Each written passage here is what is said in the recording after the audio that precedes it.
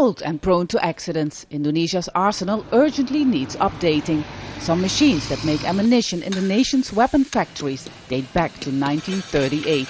Nearly 200 people, mainly soldiers, have died in accidents caused by failing military aircraft in the past few years. Dari sisi kemampuan. Looking at our military mobility, Indonesia owns tactical vehicles that are more than 10 years old. Our striking force, cannon and other big weapons are by far not enough. Indonesia is the largest country in Southeast Asia with an army of 460,000 soldiers. In 2005, the United States lifted a 6-year weapons embargo that had been imposed after alleged human rights abuses. That embargo and a tight military budget were the main reasons equipment was never renewed.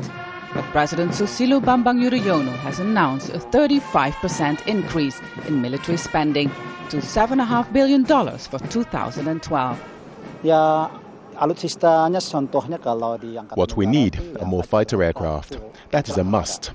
We are buying T-50 fighters from Korea. In the long term, we are also getting other models from Korea.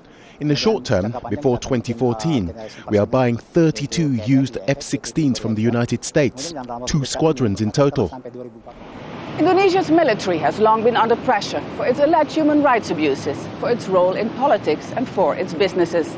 Now the government wants to turn this huge army that has no major mission at the moment into a so-called minimum essential force.